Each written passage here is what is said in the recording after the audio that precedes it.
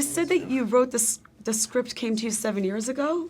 Something Yes, like I wrote that? it 7 years ago, just after the script for Bruges, but before we made Bruges, so it goes back a while. We started talking about this about a year and a half ago or so, and that was it. Did you know you were gonna have take this part, or? No, I didn't know, and I didn't know either. And when Martin and I talked about the script first, he didn't know which part either, whether it was going to be A psychopath? Billy or Marty. And it's funny because Billy, Sam's genius in my version of that part would have been easier for me to do, I think, than Marty, because it would have been closer to what I did in Bruges as Ray. You know, that kind of irreverent character who's incredibly on PC and, you know, violent and a liability to be around, but essentially kind of a good guy at his heart. And Marty was a little bit further from that and would have been more different, even though Marty's probably closer to me, and you know, so there was an inversion in a way. So I was delighted to play the part of Marty, and just, you know, there was a lot of chaos happening around me, and he's as sane an energy in the film as there is, you know. Which story did you think was the most outrageous? Probably Sam Rockwell's character is the most outrageous and shocking. An eye for an eye leaves the whole world blind. I believe that wholeheartedly. No, it doesn't. There'll be one guy left with one eye. Gandhi was wrong.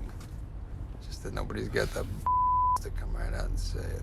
Both of you guys have played these somewhat twisted characters, but they're also lovable and kind of sympathetic at the same time. What do you enjoy most about it?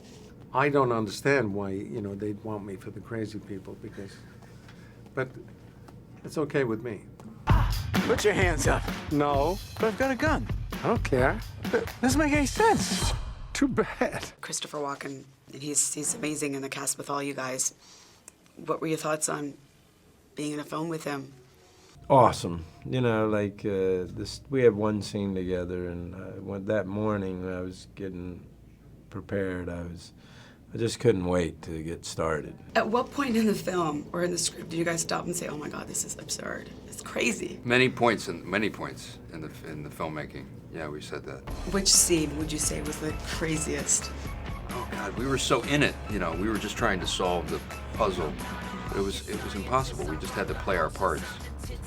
You know, leave it up to the master to put it together. Do you get inspiration from any particular actors from the past or any films?